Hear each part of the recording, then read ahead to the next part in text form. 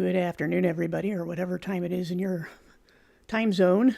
And hopefully, we won't have to change clocks more than one more time, but we get promised that every year, so no promises from governments. Anyway, greetings to everybody in chat. I think I said hi to everybody but Martin because I was busy trying to make this go live, which is always an adventure, and I'm going to start trying to also record at the same time. So I'm going to push the button, and hopefully it doesn't crash. And we'll get right into our topic today, which is, as you can guess, another one about prophecy and the tribulation. And the last few videos I did had to do with the timing of things and the sequence of things. Good to see you, Kelrick. I don't know how else to pronounce that. But if you'll recall, I did Rise of the 10 Nations, and then I did A Tale of Two Tribs, or whichever order I did those in. And I wanted to focus more on why it is that I still insist that the midpoint of the trib is these, at least by the seventh trumpet. Excuse me, I just had lunch. But so if you can't hear me, let me know. I am talking. Let me just type in the chat.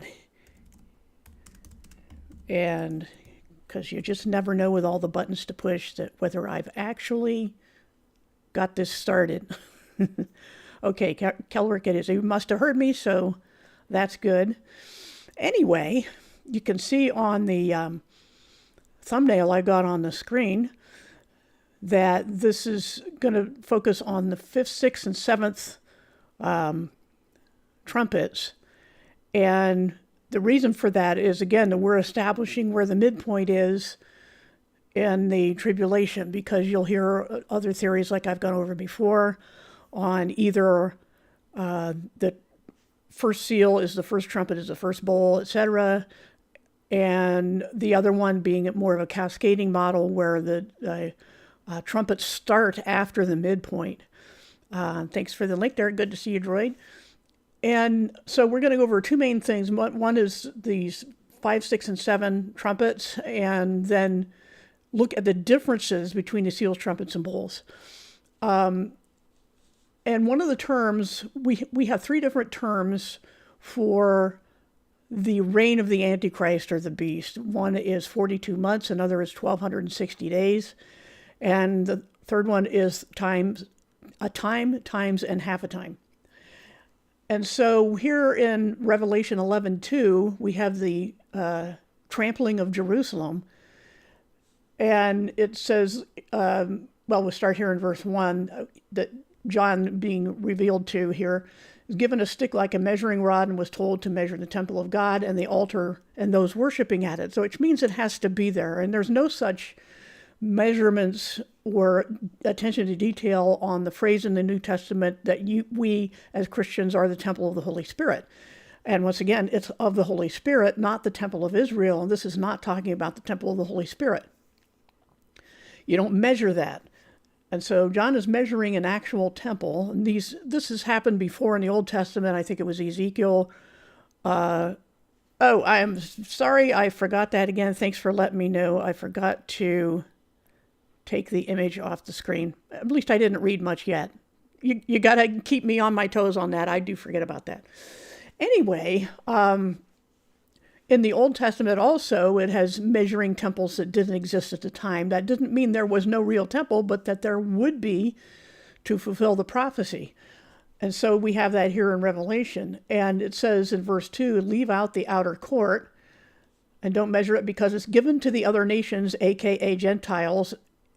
Sometimes the word in the New Testament is ethne, the ethnic groups, always terms for non-Jews, who will trample the holy city, Jerusalem, for 42 months. Okay, so there's our 42 months, and I'll just read real quick verse 3, and I will give my 2 witnesses the charge of prophesying for 1,260 days. So there's our two of the 3 measurements. And they will be clothed in sackcloth, meaning mourning, and they're giving warnings. This is a bad prophecy that they're giving. So we have 42 months and 1,260 days. These are 360-day prophetic years. Some say that this was the length of a year before the flood, and things changed after the flood. That's why we have a 360-day year for prophecy. And this also is said in chapter 13, verse 5, where it says, the beast was given a mouth with which to speak outrageous and slanderous things, and its authority, not as revealing, but its authority, will be for 42 months. Okay, so we've had both our 42 months and our 1,260 days regarding the trampling of Jerusalem, which coincides with the authority of the beast to do that, which is the second half of the trib, as we're going to be establishing. Now, in back to chapter 11, and verse 3, we'll read that again, the two witnesses, that this is during the reign of the beast, that they're going to end their witnessing. The reason we say end is because they're going to be killed by the beast when it arises from the abyss, which is when it's possessed by Satan, the leader of the abyss, and that they were going to lay in the streets of Jerusalem for 3.5 days after they're killed, and then they're raised up by God, and everybody's terrified. But we're establishing the midpoint. So we have that the witnesses are going to be doing their business ending at the midpoint, and because that's when they're killed, is at the midpoint, and they have to have been busy for 1,260 days. So even though it's the same amount of time, we remember from Daniel that this was divided in two, and we'll get to that in a minute. We've looked at 11:3 here for the two witnesses, and verse 5 is what we looked at before of chapter 13. So now we'll go to 12:6, where it says about the protection of the woman. The sign in heaven, looking up here at verse 3, a huge fiery dragon with 7 heads and 10 horns. We've gone over that symbolism before. Each head had a royal crown. A tail dragged a third of the stars of the sky and threw them onto the earth. This is Satan taking away a third of the angels from heaven. Whether that's past, present, or future, it's hard to say. This is a sign, a vision in heaven, as it said in verse 1. It stood before the woman with the intention of consuming the child as soon as it was born. So we've been told before, up here in the first paragraph, she is the woman clothed with the sun, the moon beneath her feet, and a victor's crown, 12 stars in her head. This is, as I've explained before, Israel, because it exactly matches the imagery of Joseph's dreams back in the Old Testament in Genesis, where it's clear from that the sun and moon were his parents, the other 11 stars were his brothers, and they were all going to bow down to him, which got him in all kinds of trouble because he had this dream, and it turned out to be very prophetic. And so when Revelation makes these same descriptions, we're talking about the nation of Israel. That's what it's absolutely describing. And the dragon saw that the woman was pregnant. Well, she's going to produce the Messiah. And so she gave, as it says here in verse 5, she gave birth to a male child who's to shepherd all the nations with a rod of iron, absolutely the Messiah.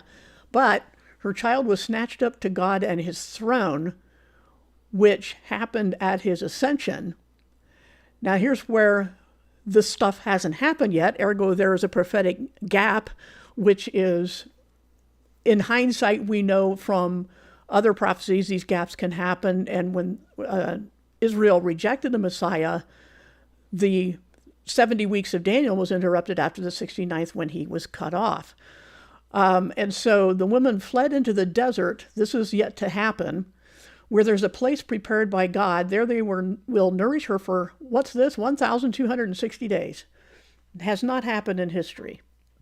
Let me just look at the chat real briefly. The beast or Antichrist will be a person, but it won't be necessarily anyone we know yet because they haven't been revealed, because the church is still here. And the revealing happens when the 7-year covenant is enforced or made strong, however you want to take the wording in Daniel. But anyway, right now we've identified that Israel is going to be chased into this place where she'll be kept safe for 1,260 days, which is 42 months, which is the same as the duration of the reign of the beast or Antichrist. And we'll see the bowl judgments. So now is where we need to go to Daniel 7:25, where it talks about the prince to come, but this is not Daniel 9, where we have the rest of that 70 weeks prophecy. This one says, he'll speak out against the Most High and wear down the saints of the highest one, whereas in contrast, Jesus said the gates of hell would not prevail against his church. He'll attempt to alter times and laws, and many commentators believe these mean the appointed feasts of Israel, and they will be given into his control for a time, times, and half a time, which is 3.5 years. And so we look to Daniel 9:24-27 then after that, remembering this from chapter 7, he will make a binding covenant with many for 1 week. And we know in hindsight the weeks are years because of the first 69. From the time that the decree was given to rebuild Jerusalem in times of trouble, etc., until the coming one was cut off. So then this future he will make a binding covenant with many for 1 week. Jesus did not make a binding covenant for 1 week, for 7 years. You can't take the last week of his mortal life as being, since it's 7 days, that it was cut off after 3.5 days, and that doesn't work because he made no covenant for 7 days. And it's days, not weeks. It's supposed to be weeks of years. And if you go to the destruction of Jerusalem, that's 40 years after his crucifixion, not 7. So that doesn't work either. This is yet to come. He will make a binding covenant with many for 1 7 years. And for half of the week, that's 3.5 years, 1,260 days or 42 months, he will suspend both the sacrifice and grain offerings. So there has to be a temple where this stuff is happening. These are not associated with us being the temple of the Holy Spirit. So for half the week, he will suspend. So for the first half of the week, he doesn't suspend it. This stuff goes on. Then he stops it. And then it says destructive people, and the wording on this last part is so obscure in the Hebrew and any ancient witnesses that you'll find translations on a number of different ways. But this one, this happens to be in International Standard Version, says destructive people will cause desolation on the uttermost edge of the sanctuary, which is it's the wing of the temple. Wing meaning, in its primary meaning, extremity. That's what the word for wing means. It's an extremity. The outermost or the extremity of the sanctuary until it is complete, and what has been decreed is poured out on the desolator. So he'll come to his fitting end, as it also says, I think, in Daniel 12. But so far we've established time, times, and half a time, and that this is broken into for 3.5 each. The second 3.5 is when it starts with this desecration of the temple and the stopping of sacrifices. And then that point is when certain things happen, and we'll go back first of all to Revelation for that. The abyss is open in Revelation 9 and 1-3, and then verse 11. The fifth trumpet sounded. This is why I started with 5, on the thumbnail, 5, 6, and 7. The fifth trumpet sounded, and I saw a star that had fallen out of the sky. Remember, we read about the dragon. And he was given the keys to the shaft of the abyss. What's the abyss? Nobody knows for sure. It could be something they're trying to monkey with at CERN. Hey, Piachin, good to see you, and anybody else I missed. It could also be connected to the fact that there's this thing called the Antarctic Treaty. It was made in 1958, I think. All the nations of the world, 150 some at the time, signed an agreement, which never happens, that there are certain places you can go to the tourist spots. You can pay $1 gazillion, get all the permits, and go to a tourist spot that's not actually the South Pole. It's for tourists. You won't see guns and guards and things there, but there are places you cannot go. There are military installations agreed upon by all the nations, and you wonder what's going on there, and it may have some connection with the abyss from things I've read and heard over the years. But anyway, speculation. But at this point, the fifth trumpet, the star fallen out of the sky was given the keys to the shaft of the abyss. He does not have them yet. When he opened the shaft, smoke went up from it like smoke from a huge furnace, darkening the sun and the air. Out of the smoke to the earth came locusts, and they were given permission like that of the earth's scorpions, so they're scorpion-like, but they're told not to harm the pastures of the earth or anything green or any trees, which is the opposite of what normal scorpions do, but only those people who do not have the seal of God on their foreheads, which you could speculate is at least we know the 144,000 were sealed before this and only they may escape. Don't know. But it says in verse 5, they were not allowed to kill them, but only torture them for 5 months, the people without the seal. 5 months. The torture was like the agony of a scorpion sting, and in those days people will seek death but not find it. They'll want to die, but death will elude them or run from them. And so what's going on here? And then we go down to verse 11 where it said they had as king over them the angel of the abyss, whose name in Hebrew is Abaddon and in Greek Apollyon, and both mean destroyer. So this is absolutely Satan. Satan opens the abyss and these locusts come out. Okay? That's the fifth trumpet. And then the sixth trumpet is verse 11:7. So here we are in 9. So we go to, if I have that right, let me see. Yeah, 11:7 is where he kills the two witnesses. Down in verse 7. When they complete their testimony, the beast ascending out of the abyss will fight and conquer them and kill them. So that's the end of their 3.5 ministry, which this is happening at the midpoint. That's when everything goes down. And so they have been busy the first 3.5 years. We have not seen the two witnesses. Therefore, again, the treaty has not been signed. And so we haven't started the 7 years yet.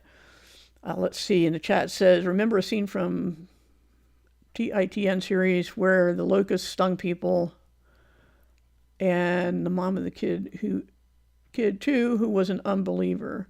Yeah, okay. It is not the divisive sects that save us, it's Jesus who rose from the dead. Absolutely. Thief in the Night series. Okay, that's what that means.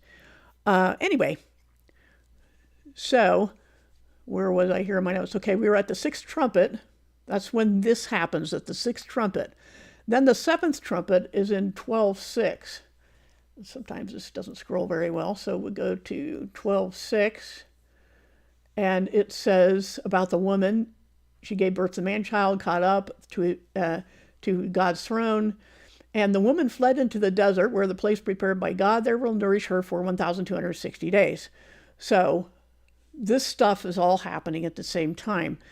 And then so that is the, let's see, that was the sixth trumpet, or no, the seventh trumpet I'm on now. Sorry, I skipped on my notes. The woman escapes at the seventh trumpet. So we have the abyss open. We have the beast killing the two witnesses who have been doing their thing for 3.5 years. And the woman escapes because it sees the abomination of desolation.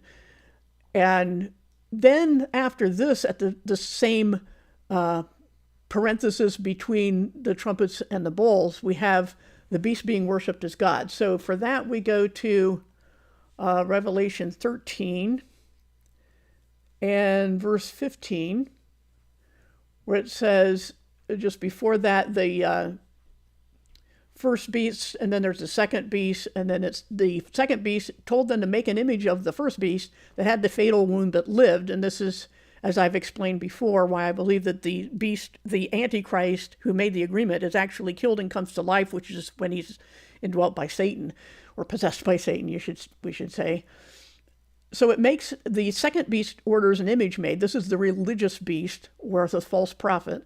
It was allowed to give spirit to the image of the beast, possibly AI, but I think also demon possession, because they can inhabit inanimate things, so that it could talk and put to death anyone who refused to worship the image. Worship is the key I'm going for here.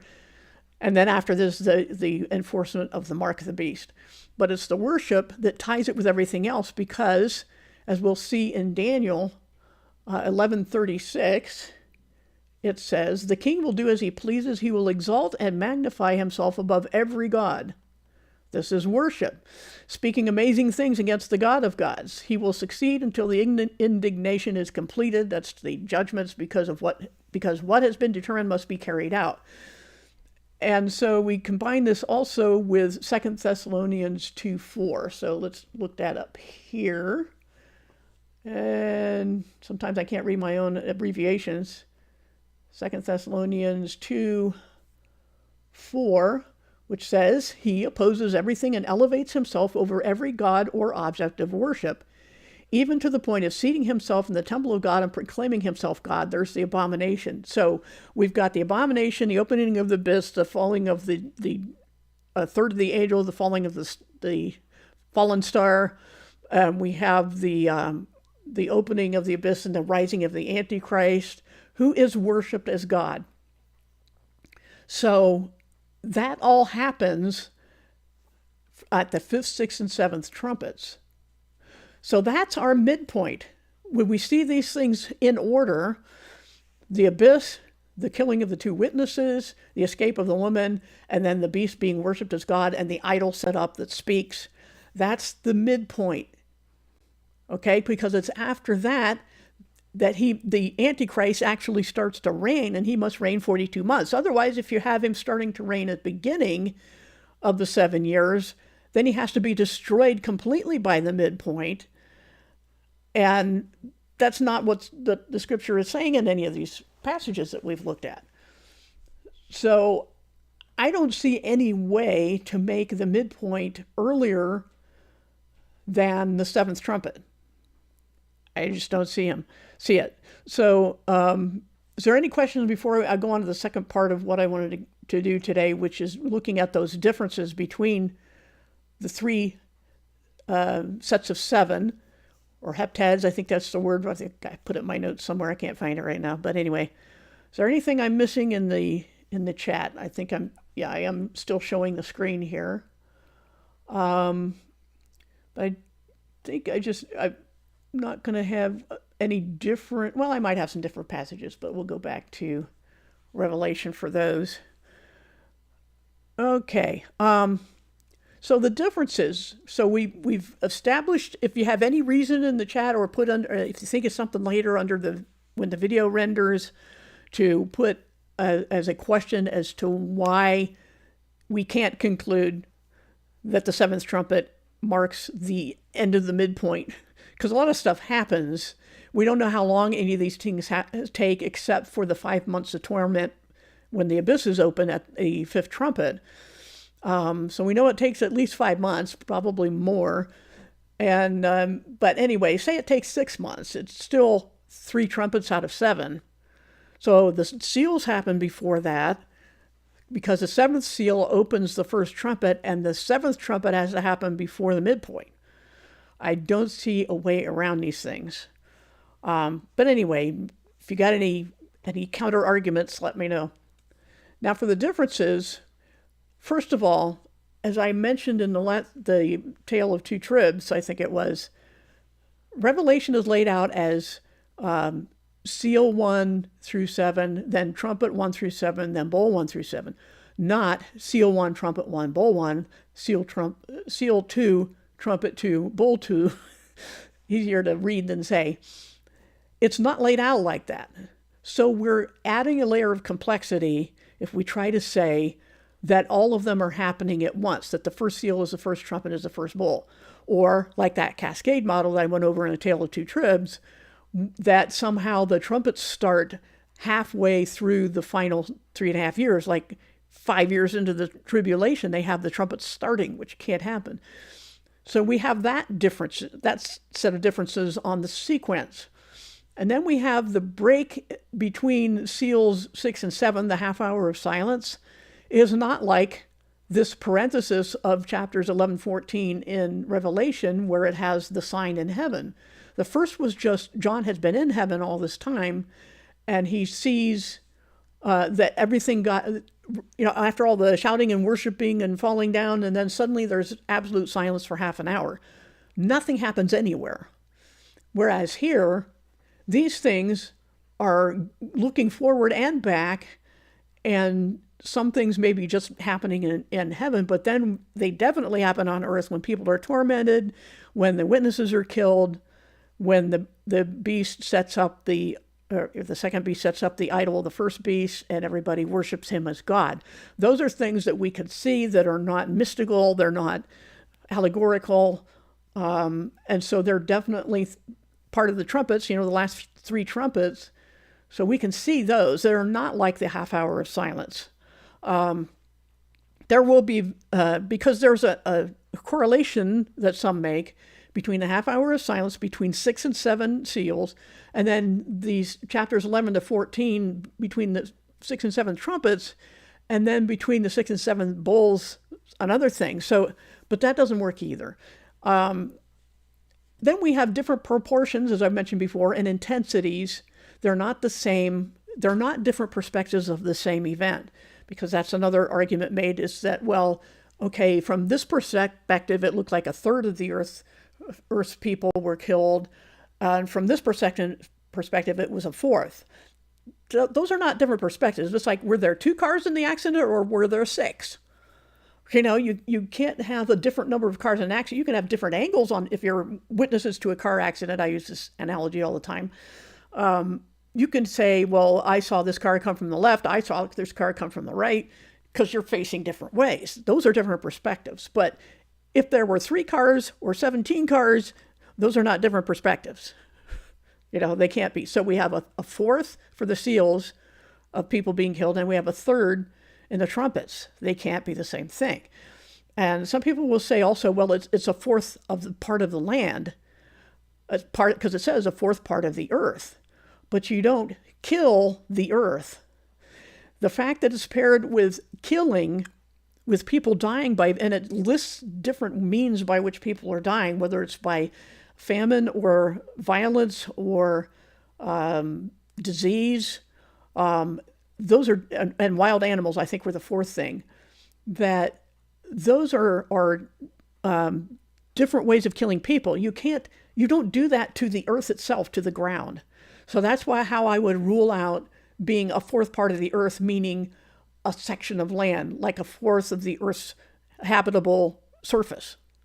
It can't be that, because you don't kill parts of the land with disease, violence, animals, and whatever the fourth, hunger. So those are not different perspectives. Okay, so we've gotten rid of we've established that the 7th trumpet must happen by the midpoint. We've established that the breaks between the 6th and 7th of each group of 7 are not the same. We've established that the proportions and intensities are not simply different perspectives, but are different events. And the main weakness of this recapitulation view, which is the sandwich view of they're all happening at once, is that it emphasizes the similarities but ignores the differences. And this is true of so many other things that people get wrong about the Bible, is they only look at similarities. They like with I mentioned earlier about us being the temple of the Holy Spirit. You can't just say, well, here's a temple, there's a temple, they're the same temple now that Jesus has come, like the replacement theologists do, or supersessionists. That doesn't work either. And we have no parallel alignment between the 1st, 5th, and 7th judgments of each of these septets, or heptad, I forget which is, I think septets. Anyway, the groups of 7, a lot easier to say. There's no parallel alignment. As we've mentioned before, the first seal, the first trumpet, the first bowl are not the same. There's a few of them that line up, but not all of them, and you can't just ignore the differences. And we also have some phrases in Greek, such as after these things, that indicate a sequential chronological movement of events through the book, and that's how it's laid out. 1 through 7, stuff happens. 1 through 7, stuff happens, and another 1 through 7. So it's laid out like that, and then we have phrases in the Greek, after these things, not at the same time as these things. So you can't have the parallel alignment, you can't have the sandwich view or a recapitulation, you can't have the cascading sequence thing. Let's see, question in the chat. Same can be argued for the position of when the term salvation is also used. Word salad, use semantics and things out of context. Yes, people try to say that salvation in the age of grace is the same way salvation has always been. Well, yeah, it's always been by faith, but there are differences, primarily being in this age, the faith in the risen Jesus alone. That's the only way people are saved. Whereas before that, there were saved people, but they were saved by trusting God and believing God, and they had to show it by their obedience, because Israel would say one thing and do another half the time, and this will happen again after the church is gone. So yes, salvation is constant trusting God. You must be on good terms with God, but how that happens is different, and that's one of the reasons for dispensations. It's not. And I see so much of that on X now. It's like 10 years ago, 10 years ago all over again, where people are trying to say that Darby made it up and all this other nonsense, and that's been debunked so many times over. But another point is that the heavenly temple is closed during the bowls. This is something I saw in a video somewhere. I lost track of it and couldn't write it down, but the temple is closed during the bowl judgment. It says that in Revelation 15:8, which is a key difference. So John is looking at things in the temple, and he says, the temple, the sanctuary of the testimony in heaven, was opened in verse 5. And then verse 8, the temple was filled with smoke of the majesty and power of God, and no one was able to enter. That's what I mean by closed. So you could see it, but it was filled with smoke. You couldn't see any detail inside, and no one could go into the temple during this time. But that's not the case during the seal and trumpet judgments for those differences. So if we look at,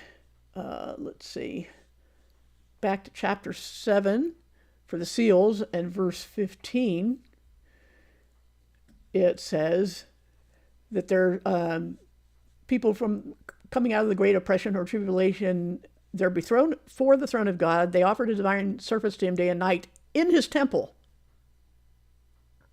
Okay? And then 11:19, let's go to there.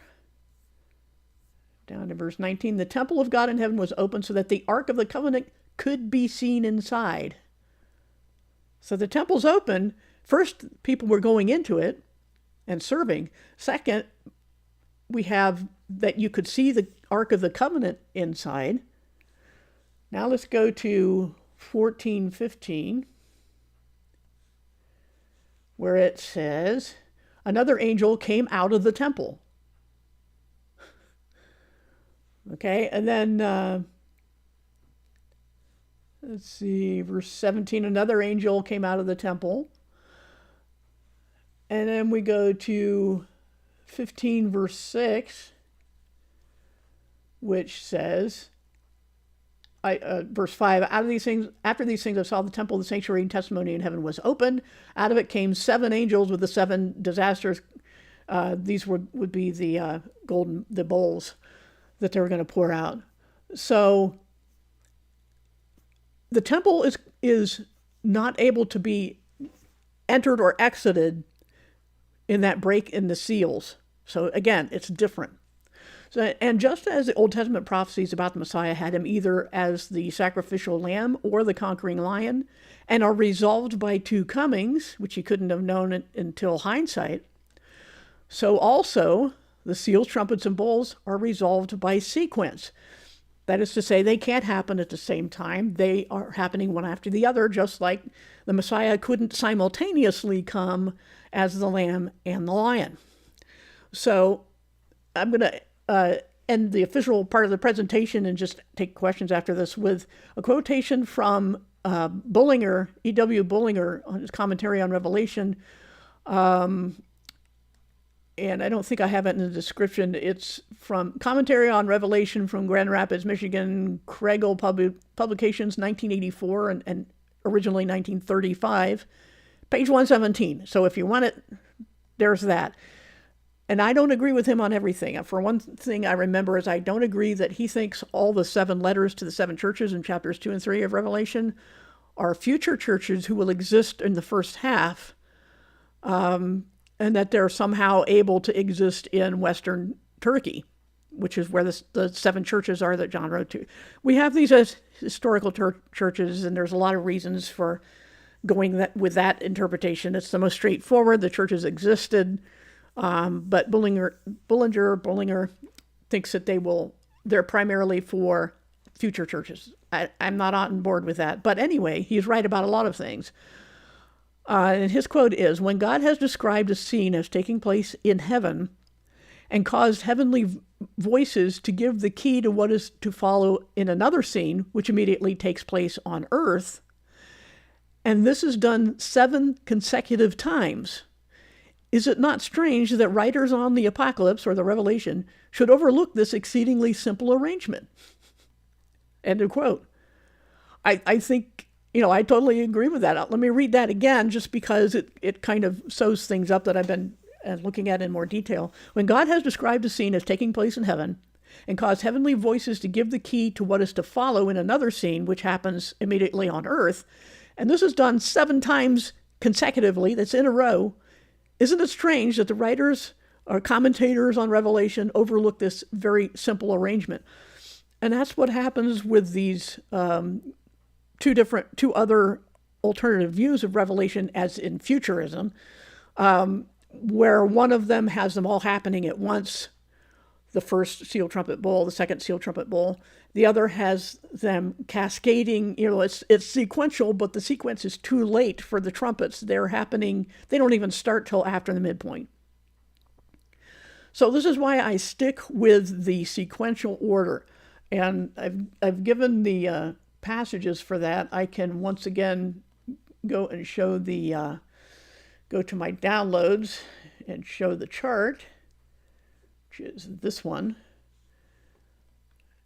And we have the wrath of God beginning with the seals, whether that's part of everything depends, the 7 years depends on when the 7-year treaty is enforced, when it's signed. Is it at the first of the seals, or is it the 7th seal? I don't know. I'm going by the 7th for now. It makes sense of a lot of other little details, as I've gone over in other videos. But then we have, after the 7 seals, and we get all 3 of them on the screen here, we can see number 1 is false Christ, or the revealing of the Antichrist. Number 1 of the trumpets is hail, fire, and blood, destroy, burn 1/3 of the earth. But the bowls, terrible ulcers break out on people who have the mark of the beast. Not the same. We don't even need to go over the rest of them. They're not the same. But anyway, that chart you can get to from the links in the description.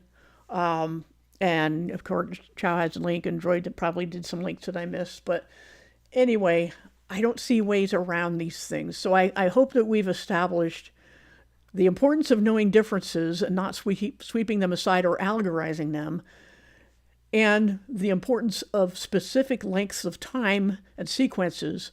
42 months, 1,260 days, time times in half a time, 3.5 years, all refer to the same length of time. And we know from Daniel that the 7 years are broken into 2 lengths of 3.5 years. Certain things happen during the first 3.5, certain things happen after. Possibly the seals happen before, I don't know. But I don't know how you can get around these things. It's like I've always said, when you're trying to solve a puzzle, it's like, especially in prophecy, a jigsaw puzzle, you look for the corners and edge pieces first. Those are your boundaries.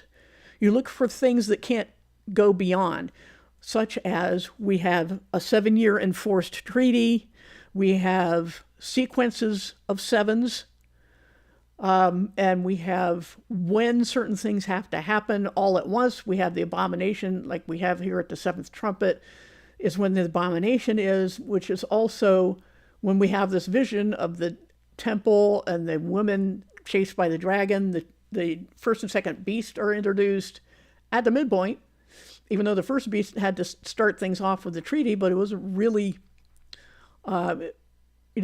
reigning it with authority yet, because at the midpoint he displaces 3 of the 10 kings. So we do know that the 10 kings form probably in the seals. And then we have these references from Daniel. There's also some from Matthew 24 and Mark 13, which I've done other videos where I go line by line and for each of the seals with what Jesus said in the Olivet Discourse. Anyway, a lot of stuff happens. Only by including all the details can you hope to know where the corners and edges are. And within those corners and edges, there are some things that are hard to place, like the Gog-Magog invasion of Israel. Some people have the two witnesses operating during the bowl judgment, or at least during the second half. I don't see how that's possible. An awful lot has to happen, but I think this makes the most sense of it still, even though people can't say I didn't consider other views because I've just been debunking them as far as I can tell. So it isn't as though I haven't heard other views, or that if I've heard something new that I refuse to look at it or anything like that. I think I've proved that enough, and I'm coming up on close to 900 videos, I think. But you would think that would be qualify as enough research, but anyway, what are you going to do? So let's look at the chat some more. Let me see if I can, I guess I can leave that chart up. I don't think I've missed anything. I think I said hi to everybody. Okay. Yeah, anything else before we close down? It's been about 40 minutes. I think we've got here. Yeah, 40 minutes. Yeah, you guys are on the links, especially Chow. I don't know if Droid had to go somewhere, but if you ever want to know where something is that I did, better ask Chow, because he can find it faster than I can. So, anything else? Thanks, Martin, for your kind comment. And I don't know of any other bases to cover on the sequence of the tribulation. Let's see, a video over on Nestorianism would be good subject. Orthodox and Catholics nowadays tend to yell Theotokos like it's the trend. Yeah, it's been a while since I've gone over Eastern Orthodox. But let's just, we got a minute. I have until another hour till I have to do something with the bread machine. But let's go looking, let's see. Let me take that one down. Let's go get a definition for Nestorianism. Let's do, I've looked that one up before because it was a highlighted link. A Christian sect that originated in Asia Minor and Syria, stressing the independence of the divine and human natures of Christ. Has to do with the hypostatic union, suggesting that they're two persons loosely united. The schismatic sect formed following the condemnation of Nestorius and his teachings by the ecumenical councils of Ephesus and Chalcedon, and originally envisioned the divine word as having associated with itself at the incarnation a complete independently existing man. From the Orthodox point of view, Nestorianism therefore denied the reality of the incarnation and represented Christ as a God-inspired man. That's where the point is. It's kind of nitpicking, but also is getting into arguments about it. First of all, we're trying to dissect God and try to make sense of how Jesus is God and man. All we know is that the scripture said he is both, and that he took on human form at a point in time in Philippians 2, 5-11. Why don't we go and get that real quick. Philippians 2, where it says, whoops, I went right past it. Actually introduces Jesus in verse 5, have the same attitude among yourselves that Jesus had. He was in the form of God, so he didn't consider his equality with God as an act of robbery, and to that we can balance with John 1:1. In the beginning was the Word, and the Word was with God, and the Word was God. So there's no question that Jesus is God. And also in the rest of that chapter in John 1, that he tabernacled among us, which is why one of the reasons we think Jesus was born during the Feast of Tabernacles, that he took on human form. But started as God in eternity past, but the Father-Son thing didn't happen until here. We can look at Hebrews 1, where it says that, and it quotes the Old Testament saying, you are my son, today I have become your father. So there was not a father-son relationship in eternity past, but certainly the Trinity existed in eternity past, because, we've got this and the other passages I just mentioned saying he's God. But rather he made himself nothing and took on the form, morphe I think it is in the Greek, of a slave by becoming human. and in human form, so he's in God form and human form, he humbled himself. Whether you want to try to split hairs and say that's two different things, but what we can't say is that this human already existed or existed without simultaneously being Jesus' body. We can't do that. I think that's all I would say about Nestorianism. But let me see what else you got in the chat here since I was doing that. Let's see. Alexandrians believe in the unity of natures after Mary gave birth in one person. Well, I would say not after she gave birth, but at conception. They use the word Theotokos, which means God-bearer, when referring to Mary. That's the problem. Well, yes, in a technical sense, she was bearing God, but not as the Catholics understand it or the Orthodox understand it, because she was not divine herself. We have to emphasize that. But she provided the humanity, the human flesh or form, which leaves a little bit of ambiguity, so we don't know, are we talking about, does he have two spirits, a human spirit and a divine spirit? It's pointless to do that. That's the sort of thing I would call, it's like people arguing over how many angels can dance on the head of a pin. You know, there's so much you can speculate, and then it becomes counterproductive, in my opinion. But anyway, we've got our corners and edge pieces saying, yeah, Jesus is God, existed from all eternity, took on human form at a point in time, and modeled for us how we should relate to God. And then says, reading more comments here from Spider Monkey, let's see. Antiochenes emphasizes the distinction between Christ's two natures, the divine and human, even after the union. Their concern of maintaining the completeness and the distinction of each nature is to avoid the concepts of mingling. According to them, they use Christokos to mean Christ's bearer. These are the Nestorians. Yeah, for me, that's a little too much hair splitting, which I think leaves I did a thing on Eastern Orthodox a long time ago. I don't remember what I even titled it, but it's something to do maybe with Augustine. I don't know. Anyway, they got into some crazy ideas and some craziness from what was it, Aquinas? I forget who else. Anyway, let's see, looking at the chat. Jesus emptied himself of his divine privileges. Yes, when he became man. He could do some miracles. You know, there were times, and like when he had the transfiguration and so forth, little glimpses. But yeah, these were just some of my notes from what I covered on them so far. I think it's also misleading that they want to say how Mary is mother of God when she's not of the Father and Spirit. Right. But what is a mother? Well, she contributes genetics, but not divinity. And that's where we have to split the hairs. If I were to split it, I would just say, you know, yes, because he had to be human and made like his brothers and sisters in every way. So he needed the human mother. Why? Genetics and the lineage. There's a authoritative or spiritual lineage, and there's a physical lineage.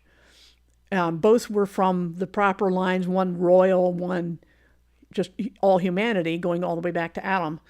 And that's what Mary provided. Yes, she's blessed among women. Yes, she's had very specially chosen. But no, she was not conceived without sin. She said, God, my Savior.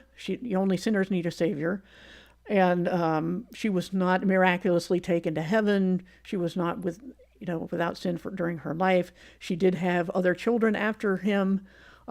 These are obvious from the scriptures, and I've seen the arguments, and I don't know if I want to do any more videos on that stuff, but anyway, yeah, Jesus said, I mean, they were picking up stones to stone him one day, the Pharisees and all, and he says, what good deed are you stoning me for? And they said, not for good deeds, but for making yourself equal to God.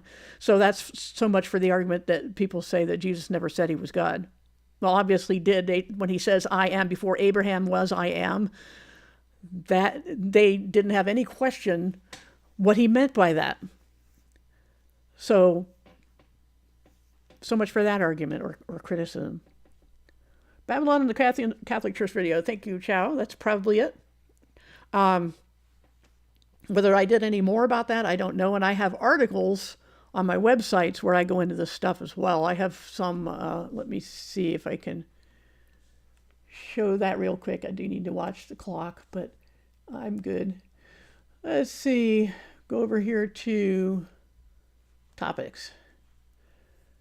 And go down to false teachings for that sort of thing. Conditionalism is about universalism and not compatibilism, but annihilationism. Doctrines of disgrace, you can guess that's about Calvinism. There's Eastern Orthodoxy. So we have that one as well. Yeah, and who's calling who Orthodox or a heretic and things like that. So anyway, so theosis and all sorts of things. So you might want to look at that too. Yeah, thanks for that, Droid. Additional links. But yeah, there's all sorts of things, and I probably already have videos or articles on pretty much everything.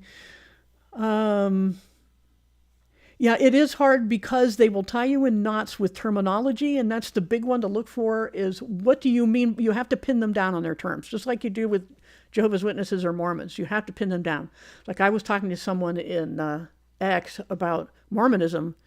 Well, we believe that Jesus, you must have faith in the risen Jesus to be saved and that there's one God. I said, of how many worlds are there gods? How many gods are there of other worlds or universes? And they would not answer. I wouldn't let them off the question, and they eventually either blocked me or something and disappeared and would not answer the question because I showed them quotes from their own websites that say the old phrase from President Hinckley or somebody from way back that said, as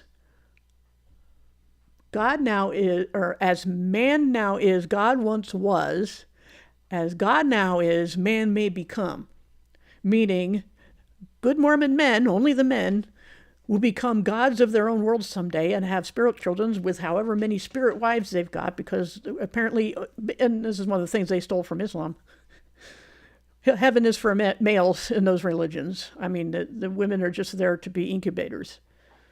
You know, that's pretty much it. But, and I've posted things from, I can see her name, but I can't pronounce the last name, Maggo or something. I can't even pronounce it, from Australia. She does a lot of material on equality, and that she did one recently on how very female-centric early Christianity was. And it was known and mocked as a women's religion for that reason. And also how, it was her or somebody else, how most underground churches in very persecuted areas of the world are pastored by women. Is God scraping the bottom of the barrel? No, because the men are all taken. No, the women are taken away too to be tortured. I mean, even in the scriptures in Acts, the Apostle Paul, who was Saul of Tarsus at the time, was hauling away, it says, both men and women. And women were sent to the lions just as men were. So apparently some people believe, most Christians believe, that a woman can suffer and die for Christ but not speak for him, which is preposterous. It's not the kind of God we worship. Anyway, yeah, Hebrews 1, 3-5. Yep. See, even history records people like Blandine, hope I pronounced that right, suffered in death and heavy persecution. Yep. So anyway, I could branch off into a gazillion rabbit trails, but mainly today, I think I will wrap it up now. It's been almost an hour. Let's see, what was my little timer? Yeah, 53 minutes. So I think this will do. I do have to prepare some things for the next round of sourdough bread making. It's not true sourdough because it does take some yeast, but in normal sourdough, you have to let things ferment on their own for several days to make your starter dough. And this just has you adding things like some lemon juice and apple cider vinegar.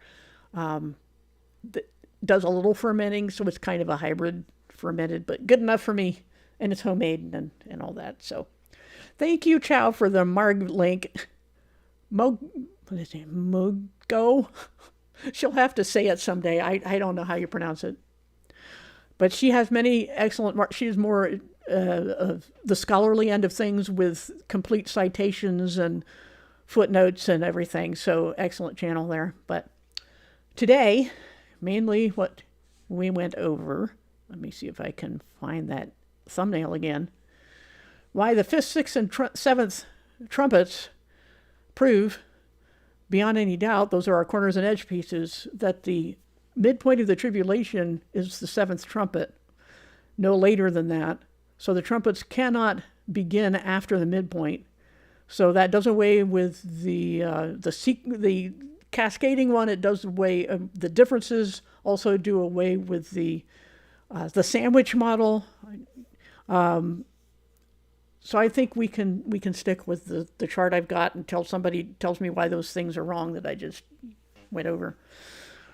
Thank you all for coming. I can't promise videos very often because, like I said, I run out of things to say sometimes.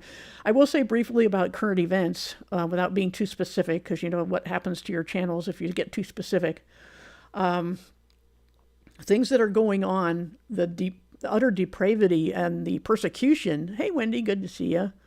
Let's see. When those that decide to decry women in position of power, what do they say about Deborah? Absolutely. And there were other prophets. I think, which one was it? Was Zechariah active at the same time as her? I don't remember. But, and in the same general area. So anyway, the Bible never says God was scraping the bottom of the barrel. But for current events, the main thing is that there are actually Christians being literally, physically crucified, beheaded, all sorts of awful things that are being done to Christians right now. Some people say, well, look, it's the tribulation. Sorry, it's going to be worse than that. I mean, not that you can imagine worse suffering than that, but because of all the other things that will be happening with that, such as, especially after you get past the 4 horsemen, there's war, massive amounts of death, but after, by the 6th seal, we have these cosmic things happening, and the people on Earth are saying, crawling under holes in the ground in their deep underground bases and wanting the rocks to fall on them, Dr. Law, which is impossible at the end of the tribulation because there aren't any mountains to hide under by then. There's no place to hide. It's pitch dark in the beast kingdom, and then 100-pound hailstones start falling in the sky. So differences matter. Just like with genetics, we supposedly share 50% of our genetics with bananas. The differences matter. And those alleged 95% similarity with apes or chimps or something is based on a lie, basically. They left off the differences so that they could say, well, those don't count, but these here, boy, look at that match. It's 95%. It was a total lie. So anyway, differences matter. So yeah, we're about to sign off here, Dr. Law. Sorry about that. Yeah. Anyway, I am on X. The link to all my links is in the description. You can find me there. I'm pretty sure I updated that a while ago because I think I've been in X a couple of months now. But same name. I think there's a space between Bible and you. If not, try it the other way. So, but thanks again for coming. And who knows when we'll see you again. I hope in the sky. Thanks again for watching. Whoops, don't want to play that one. We'll try it again.